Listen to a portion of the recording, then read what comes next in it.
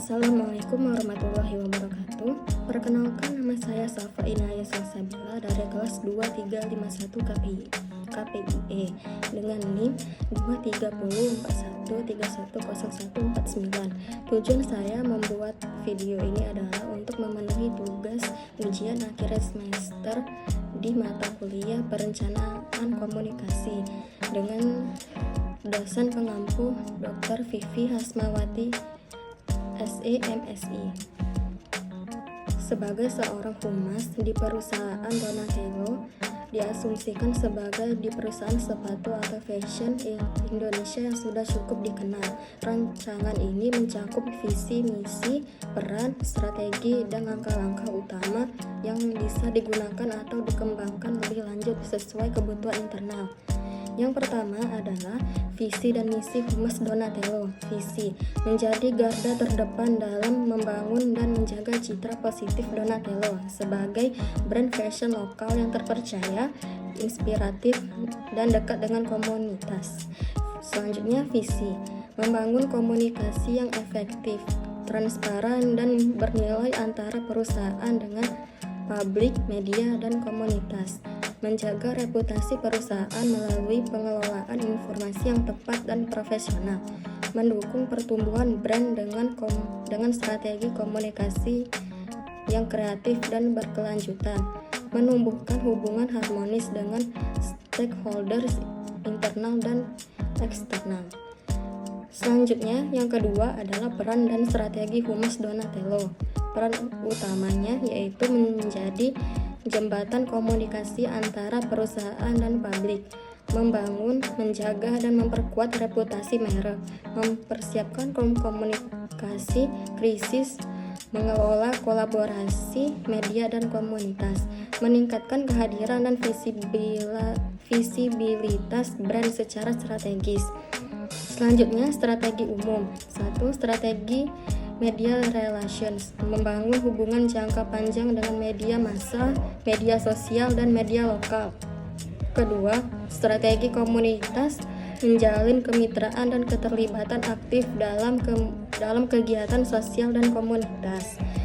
Ketiga, strategi digital PR, mengoptimalkan kanal digital untuk menyebarkan pesan dan mengelola persepsi publik. Yang keempat adalah strategi internal collaboration, bekerja sama lintas divisi untuk memastikan konsisten pesan dan nilai perusahaan. Yang ketiga adalah langkah-langkah membangun citra positif perusahaan, membangun narasi brand yang otentik, konsisten, dan sesuai nilai Donatello, melakukan storytelling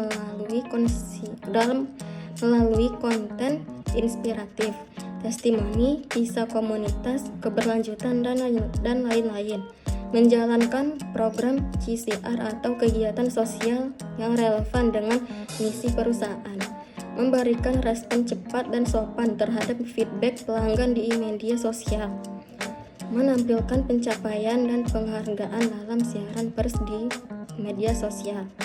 Yang keempat adalah keterlibatan aktif dengan komunitas lokal, menyelenggarakan event seperti workshop, desain, fashion show lokal, kegiatan edukatif misalnya Donatello Goes to Campus, bermitra dengan UMKM, komunitas seni, dan komunitas kreatif lokal, membuat program loyalitas komunitas atau ambasador lokal, mendukung kegiatan lingkungan atau sosial di sekitar gerai-gerai Donatello. Selanjutnya, yang kelima adalah menyusun strategi komunikasi yang efektif. 1. Analisis audiens, kenali segmen target, usia, gaya hidup, media yang digunakan. Kedua, tentukan pesan inti, jaga konsisten dan kejelasan. Ketiga, pilih saluran komunikasi, media cetak, online, sosial media, event, email, newsletter. Yang kelima, buat kalender konten, jadwal teratur untuk siaran pers, artikel, konten media sosial, dan lain-lain. Yang kelima, evaluasi dan adaptasi, ukur efektivitas komunikasi dan sesuaikan secara berkala. Yang keenam adalah menjaga hubungan baik dengan media, bangun media list yang diperbarui secara berkala, jalin hubungan personal dengan wartawan atau editor, media visit, media gathering, kirimkan siaran pers berkala dan personalis, berikan akses eksklusif untuk peluncuran produk atau event, sediakan media kit, profil perusahaan, logo, produk, foto produk, dan lain-lain. Yang ketujuh adalah menyusun dan menyebarkan siaran pers untuk pengumuman penting. Format siaran pers: 1. Judul menarik dan informatif. 2. Tanggal dan tempat. 3. Paragraf pembuka ringkasan singkat. Yang kelima, isi berita penjelasan detail. Yang kelima, kutipan dari pihak internal, CEO, PR, brand manager, informasi tambahan, background, statistik. Yang ketujuh, kontak media, nama, email, dan nomor. Selanjutnya adalah distribusi email ke media list, publikasi di situs resmi, posting versi ringkas di media sosial, distribusi melalui PR platform jika ada. Yang ke-8, menangani krisis secara profesional, bentuk tim krisis, PR, legal manajemen, siapkan protokol komunikasi krisis manual, rilis pernyataan resmi sesegera mungkin, gunakan satu juru bicara resmi, tanggapi secara transparan dan bertanggung jawab, evaluasi dan dokumentasikan setiap insiden.